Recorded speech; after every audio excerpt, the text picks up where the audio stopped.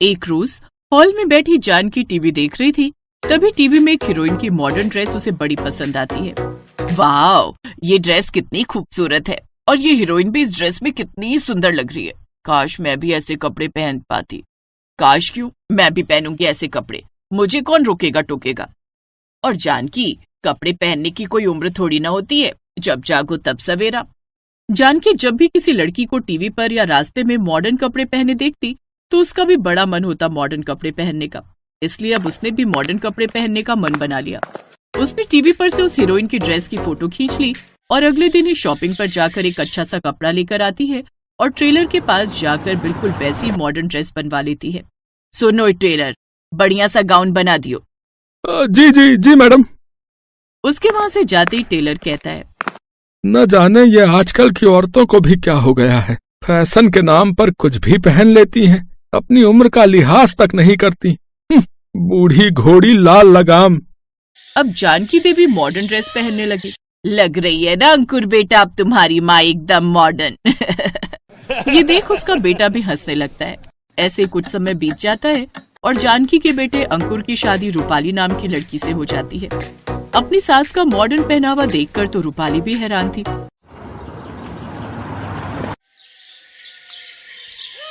बहू, ये वाला टॉप देख, अच्छा लग रहा है ना, इसे क्रॉप टॉप कहते हैं। आज अपनी सहेली के साथ सरोजनी गई थी, वहीं से लाई हूँ। जी माँ जी, लेकिन ये कुछ ज्यादा ही छोटा नहीं है। मेरा मतलब है मेरी छोटी बहन भी इतना छोटा टॉप नहीं पहनती। अरे तू क्या जाने बहू आजकल का फैशन, तू ठहरी सूट साड़ी पहनने वाली। रूपाली चुप हो जाती है। ऐसे ही समय बीतता है। एक रोज गांव से हरिया काका का फोन अंकुर को आता है। अंकुर बेटा कैसे हो? अरे वैसे मैंने तुम्हें ये बताने के लिए फोन किया था कि अगले हफ्ते मेरी बेटी की शादी है। अच्छा, और तुम सबको जो है सपरिवार गांव आना है? जानकी बहन जी को भी लेते आना। अच्छा, एक अरसा हो गया उनको भी गांव आए हुए। बहुत बहुत मुबारक हो काका। और हाँ, हम सब पिंकी की शादी में जरूर आएंगे। मैं आज ही ऑफिस जाकर छुट्टी के लिए अप्लाई कर देता हूँ। शाम को ये बात अंकुर अपनी माँ को बताता है। क्या, गांव में शादी उस हरिया की बेटी की? फिर तो मुझे शॉपिंग के लिए कुछ कपड़े लेने होंगे और साथ में सैंडल और ज्वेलरी भी। ठीक है माँ, ये रखो 50,000 रुपए। अपने लिए कुछ बढ़िया से कपड़े ले लेना और हाँ, रूपाली को भी उसकी पसंद का कुछ दिलवा देना। अगले दिन जानकी अपनी बहू के साथ शॉपिंग पर जाती है। जहाँ रूपाली अपने लिए साड़ी और कुछ सूट पसंद करती है तो वहीं जानकी सोच में पड़ जाती है। शादी में साड़ी और गाउन तो आजकल हर कोई पहनता है, फिर मैं ऐसा क्या पहनूं कि सबकी नजरें बस मुझ पर ही हों। कुछ तो ऐसा अलग सा पहनना पड़ेगा। जानकी अपनी बहू को शॉपिंग कराने के बाद घर भेज देती है और फिर अपने लिए शॉपिंग करने लगती है। शॉपिंग करते हुए उसकी नजर शॉर्ट ड्रेस पर जाती है। वाह, ये ड्रेस तो बड़े कमाल की है और मुझ पर खिलेगी भी खूब। ये ड्रेस पहनूंगी तो शादी में मैं ही छाई रहूंगी।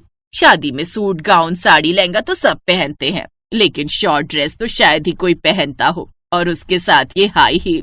वाह वाह वाह, क्या कमाल की लगूंगी, और तभी तो गांव वालों को पता लगेगा कि मैं शहर से आई हूँ। ये सोचकर जानकी खुद के लिए शॉर्ट ड्रेसेस ले लेती है। 3 दिन बाद सभी घर वाले शहर से गांव आ जाते हैं। उसका ये रूप देख सभी गांव वाले हैरान थे। देखो तो कैसे सबकी नजर मुझ पर टिकी हुई है।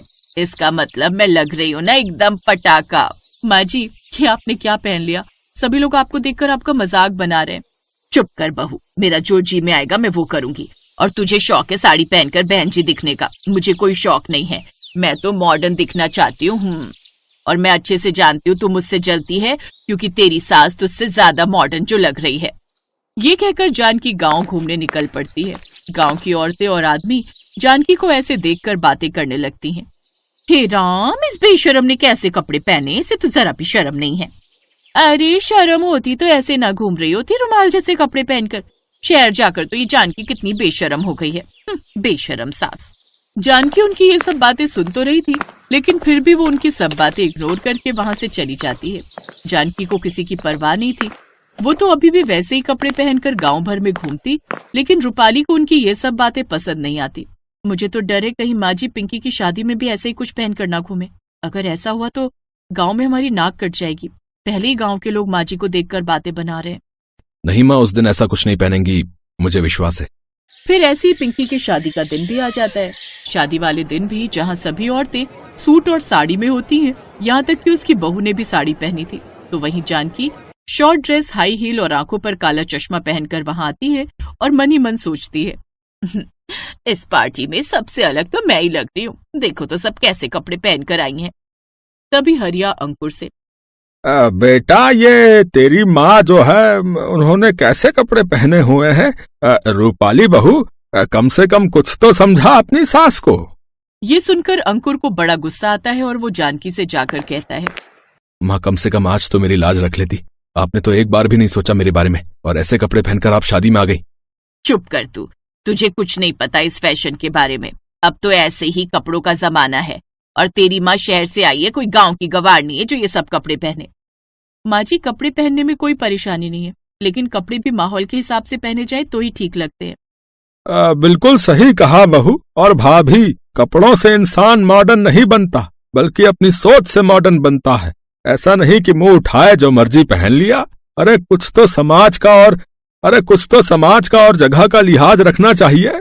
उन सब की बातें सुनकर जानकी को अपनी गलती का एहसास होता है और फिर वो साड़ी पहनकर आती है और खुशी खुशी शादी के सब फंक्शन में हिस्सा लेती है। और अब से वो मॉडर्न कपड़े पहनने छोड़ देती है और उसी हिसाब के कपड़े ही पहनती है।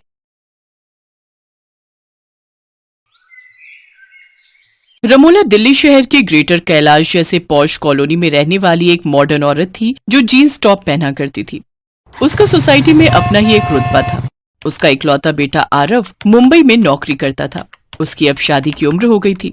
एक रोज रमोला उसे फोन करती है, आरव बेटा, बहुत दिन हो गए तुझे देखे हुए, अब जल्दी से आजा, आई रियली मिस यू माई बेटा। माँ मैं भी आपसे मिलना चाहता हूँ, आपके लिए एक सरप्राइज है। अच्छा, फिर तो जल्दी घर आजा। इधर रमोला आरव के लिए लड़की देखने लगती है। फिर एक रोज उसके दरवाजे की घंटी बजती है। ओह गॉड, ये संडे वाले दिन भी लोगों को चैन नहीं है। वो जब दरवाजा खोलती है तो हैरान रह जाती है। सामने उसका बेटा आरव गले में वरमाला पहने एक लड़की के साथ खड़ा होता है। माँ ये रहा आपका सरप्राइज, ये मीरा है, आपकी बहू। पाए लागू सासू माई, ये क्या मजाक है? ये गवार मेरी बहू नहीं बन सकती। मैंने सोचा था कोई मॉडर्न बहू लाऊंगी, लेकिन तू तो ये कोई गवार उठा लाया। रमोला बहुत नाराज होती है, लेकिन अपने बेटे की खुशी के आगे फिर वो मान ही जाती है। अगले दिन कॉलोनी में ये बात फैल जाती है और रमोला की सहेलियां नई बहू को देखने आती हैं। मीरा उन सब के पैर छूती है। उफ, ये क्या गवारों की तरह हमारे पैर छू रही है? रमोला, ये कैसी बहन जी सी बहू है तेरी, ना ओढ़ने पहनने का ढंग है ना कोई क्लास। हमारी बहू को देख, एकदम मॉडर्न है, मॉडर्न। हाँ हाँ, अच्छा ये सब छोड़ो, तुम लोग क्या लोगी? एक काम कर मीरा बहू, सबके लिए मैंगो शेक बना कर ले आ। जी सासू माई। फिर माई, कितनी बार कहा है मुझे मॉम बोला कर, अब जा जल्दी और मैंगो शेक बना कर ले आ। मीरा कुछ देर बाद हाथ में एक प्लेट लाकर उनके सामने रख देती है। ये क्या है? सासू माई, आपने ही तो कहा था मैंगो शेक ले आ, तो मैं मैंगो को तवे पर शेक कर ले आई। ये देख सभी पड़ोसने हंसने लगती हैं और फिर वहां से चली जाती हैं। करवा देना मेरी इंसल्ट सबके सामने, गवार कहीं की। ऐसे ही कुछ दिन बीतते हैं। एक रोज संडे वाले दिन आरव अपनी माँ से, चलो ना माँ, आज हम सब कहीं घूमने चलते हैं। हाँ हाँ तू रुक, मैं तैयार होकर आई, और उस गवार को भी बोल दे तैयार होने के लिए। कुछ देर बाद रमोला जीन्स टॉप पहनकर और गॉगल्स लगाकर आती है, जबकि मीरा साड़ी पहनकर आती है। ओह, फिर कर दी ना जानवरों वाली हरकत। ये ले, ये स्कर्ट टॉप पहन ले, ऐसे बनकर जाएगी ना तो लोग तुझे बहुरानी की जगह नौकरानी समझेंगे। जी सासू माई, मेरा मतलब है मॉम, अभी पहन कर आई। फिर तीनों घूमने चले जाते हैं और आखिर में एक रेस्टोरेंट में खाना खाने जाते हैं। हे राम, 500 रुपए की दाल मखनी नहीं खानी, हमको नहीं खानी। घर चलिए सासू मॉम जी, मैं आपके लिए अच्छी सी दाल बना दूंगी। अरे चुप कर, ये हमारा स्टैंडर्ड है, बाहर होटल में जाकर खाना खाना, और ये तो नॉर्मल प्राइस है यहाँ के। वो लोग खाना खा लेते हैं। कुछ खाना बच जाता है। वेटर, इन्हें क्लीन कर दो और फिर फिंगर बाउल ले आओ। नहीं नहीं भैया, इन्हें पैक कर दो, इतने पैसे देंगे तो ऐसे थोड़ी ना फेंकेंगे। चुप कर तू। भैया आप फिंगर बाउल ले आओ। कुछ देर बाद वेटर फिंगर बाउल लाता है तो मीरा उसे सूप समझकर बाउल को अपने मुंह से लगा लेती है और पीने लगती है। ये सब देख रेस्टोरेंट में सभी लोग हंसने लगते हैं। रमोला गुस्से में घर आती है। उफ, ऐसी जाहिल लड़की ब्याह कर ले आया है मेरा बेटा कि क्या कहूँ। आज के बाद मैं इसके साथ कहीं नहीं जाऊंगी। नाक कटवा कर रखती इसने हमारी। माँ आप इसे कुछ टाइम तो दो, मैं वादा करता हूँ आपको शिकायत का मौका नहीं मिलेगा। एक रोज रमोला की पुरानी सहेली आशा उससे मिलने आती है, जिससे रमोला अपनी गवार बहू की खूब बेइज्जती करती है। अरे शुक्र मना, तेरी बहू औरों की तरह मॉडर्न नहीं है। शर्मा जी की बहू कोई ले लो, इतनी मॉडर्न बहू थी कि अपने ऑफिस के लड़के के साथ ही भाग गई। देख रमोला, एक संस्कारी बहू मॉडर्न बन सकती है, लेकिन एक मॉडर्न बहू कभी संस्कारी नहीं बन सकती। रमोला को उसकी बात सही लगती है। फिर समय के साथ साथ मीरा भी खुद को बदलने लगती है और अब वो भी स्कर्ट्स और जीन्स टॉप पहनने लगती है और यूट्यूब देख मॉडर्न खाना भी बनाने लगती है। एक रोज रमोला अपनी सहेली आशा के साथ किटी पार्टी में जाती है, लेकिन रास्ते में उनकी कार का एक्सीडेंट हो जाता है। ये बात जैसे ही आरव और मीरा को पता चलती है, वो तुरंत हॉस्पिटल पहुंचते हैं। मीरा बहू, मेरी बहू नहीं आई? नहीं आंटी जी, वो कह रही थी कि उसे अपनी फ्रेंड की बर्थडे पार्टी में जाना है। आशा रोने लगती है। उधर मीरा अपनी सास की खूब देखभाल करती है, जबकि आशा की मॉडर्न बहू उसे एक बार भी देखने नहीं आई। कुछ दिन बाद उन्हें डिस्चार्ज कर दिया गया। घर आकर मीरा अपनी सास की खूब देखभाल करती और वो जल्द ही ठीक हो गई। एक दिन, ये आशा मेरा फोन क्यों नहीं उठा रही? आज उसे मिलकर ही आती हूँ। रमोला उसके घर जाती है, जहाँ आशा अपने कमरे में पड़ी होती है और उसकी बहू शॉपिंग के लिए मॉल चली जाती है। आशा, तू अभी भी ठीक नहीं है? हाँ, क्योंकि मेरे पास तेरे जैसी बहू नहीं है ना। ये आजकल की मॉडर्न बहू किसी काम की नहीं है, बस नाम की बहू है। तू बहुत खुश नसीब है जो तुझे इतनी अच्छी बहू मिली है।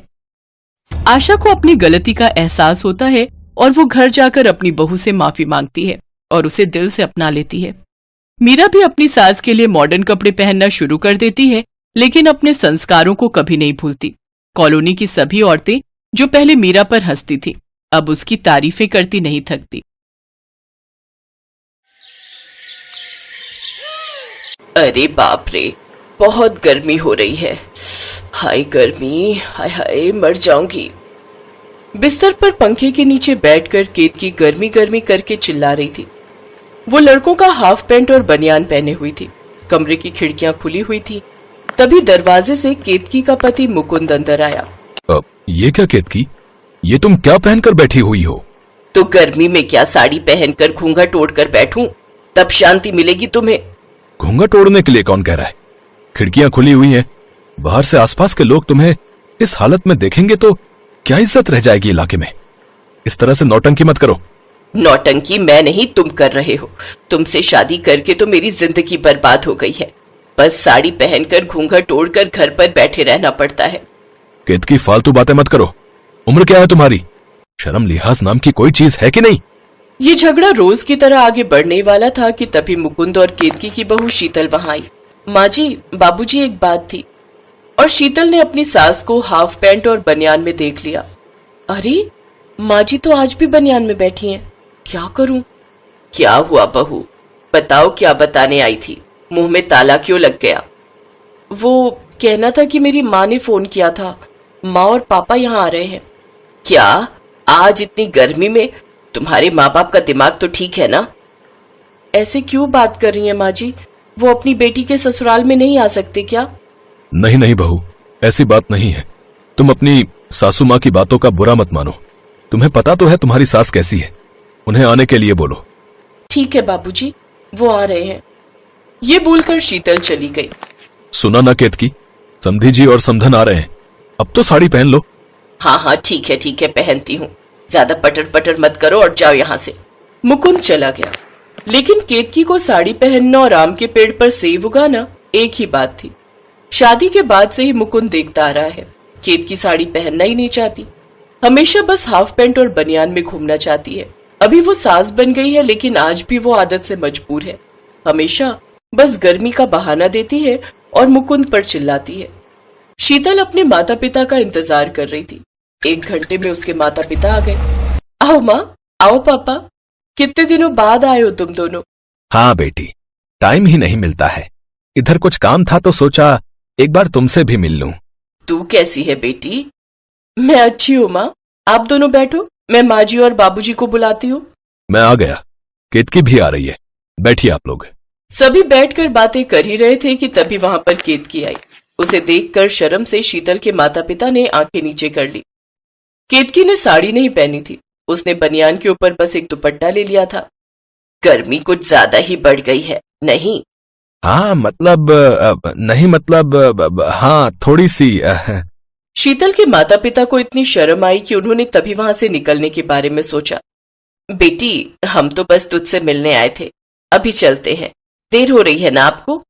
अब हाँ हाँ, देर हो रही है। चलो चलो।